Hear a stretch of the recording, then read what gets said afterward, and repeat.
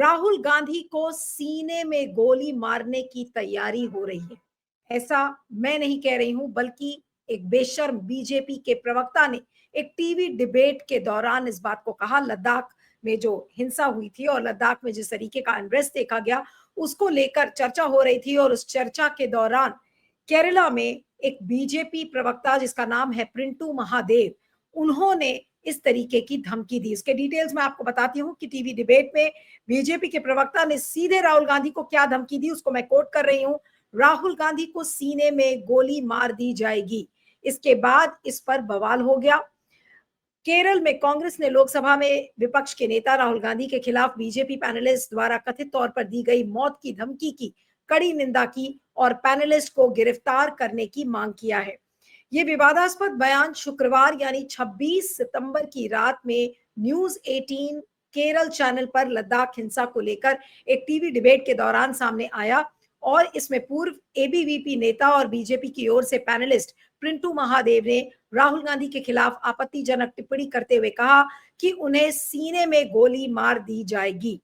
कांग्रेस ने इसे न केवल राहुल गांधी के खिलाफ व्यक्तिगत हमला माना, बल्कि मौत की एक गंभीर धमकी करार दिया है। कांग्रेस कार्य समिति यानी सीडब्ल्यूसी के सदस्य रमेश चेन्निथाला ने मांग किया है कि केरल पुलिस को प्रिंटू महादेव के खिलाफ तत्काल मामला दर्ज करना चाहिए। और कई आज मीडिया के अखबारों में यह भी कहा गया है कि एक बीजेपी प्रवक्ता ने खुले तौर पर लोकसभा में विपक्ष के नेता राहुल गांधी के खिलाफ मौत की धमकी दी है। लेकिन फिर भी पिनाराई विजयन के नेतृत्व वाली केरल पुलिस इस मामले में कार्रवाई करने में हिचक रही है।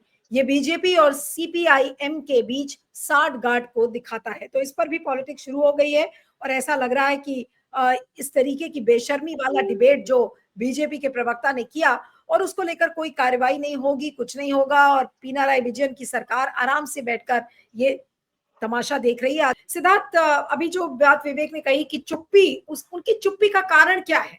आखिर आज पिनाराई विजयन आपको क्यों लगता है कि बोल नहीं पा रहे हैं इतने अहम मुद्दे पर? ये इशू ही नहीं है, मेन स्ट्रीम मीडिया तो इसको कवर ही नहीं कर रहा है। उनके लिए तो खैर ये इशू हो ही नहीं सकता, क्योंकि उनका लाडला बीजेपी का प्रवक्ता है और उसने तो वो बात कह दी जो बीजेपी हमेशा सुनना चाहती है कि राहुल गांधी के सीने में गोली मार दो। लेकिन पिनाराई विजयन की चुप्पी क्या कहती है आपके हिसाब से?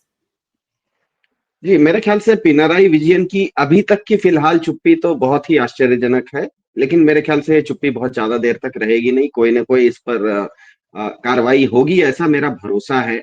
क्योंकि हुआ यह है कि भारतीय सामाजिक विमर्श में शालीनता के स्थान पर उकसावे की भाषा को न्यू नॉर्मल पिछले 11 साल में बीजेपी ने बनाया। मतलब भाषाई लंपटता जो है, ये पिछले 11 साल में भारत में हमने ज्यादा होते हुए देखी। क्योंकि हिंसा करना जितना गलत है, हिंसा के लिए उकसाना भी तो उतना ही गलत है। आप हिंसा नहीं कर रहे लेकिन किसी दूसरे को हिंसा के लिए उकसा रहे हैं तो वो भी उतना ही गलत हो जाता है। और भाजपा का जो पूरा इकोसिस्टम है वो हमेशा ही हिंसा पर उकसावे का रुख रखता है। वो आप देखिए, जब वो कहता है, वो जब बुलडोजर चलवाता है, इसका मतलब वो हिंसा के प्रति उसका रुख उकसावे का रुख है। जब वो कहता है कि हम घर में घुस के मारेंगे, इसका मतलब वो हिंसा के प्रति उसका रुख उकसावा का रुख है। तो खुद बीजेपी इकोसिस्टम भले स्वतंत्रता संग्राम में भाग नहीं लेता है, लेकिन उस संग्राम के सिरमौर गांधी के बारे में उकसावे की भाषा का ही नतीजा था कि उसी इकोसिस्टम से निकला हुआ एक सरफिरे ने गोली चला दी।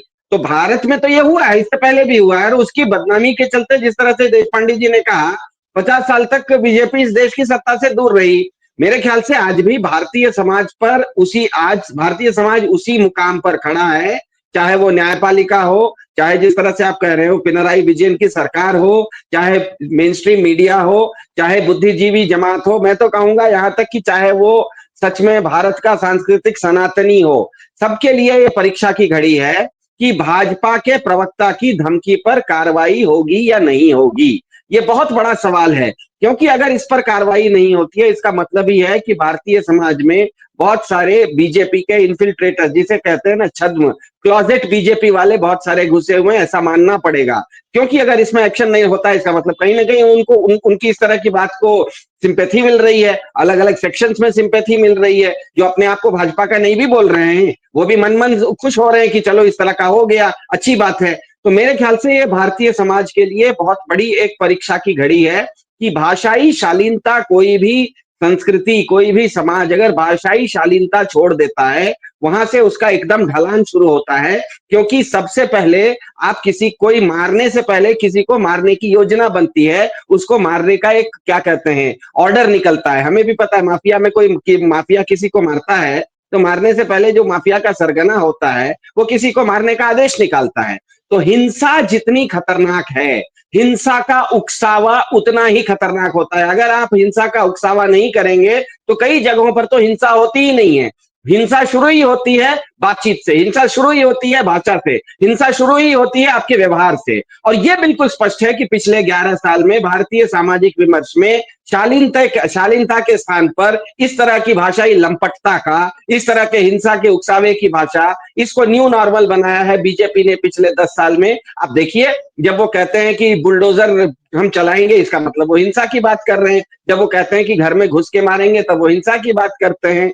जब कोई एक मंत्री होता है, वो कहता है कि गोली मारो फलाने को, चुनाव के समय बोलता है देश के गद्दारों को गोली मारो, फलाने को, गाली गलौज की भाषा। तो गाली गलौज इस देश में हम लोगों के उम्र में हम भी देखते हैं, थोड़ा हम ग्रामीण क्षेत्र से आते हैं और शहरी क्षेत्र में रहते हैं, तो हम ये जानते थे पहले से भी कि व्यक्तिगत वार्तालाप में भले दो व्यक्ति बात करते समय थोड़ी बहुत शालीनता मतलब गाली गलौज की भाषा इस्तेमाल करता था, लेकिन सामाजिक परिवेश में कभी भी भारत में शालीनता की मर्यादा को नहीं लांघा गया। जिसे कहते हैं ना कि स्टेज पर आके जब बोलते हैं कोई, जब 10 आदमी के बीच में जब बोलते हैं तो लोग बोलते थे अरे बड़े हैं, लिहाज करो, अपनी बात ढंग से रखना सीखो। अब वो जो है वो एक न्यू नॉर्मल भारत में बन गया है।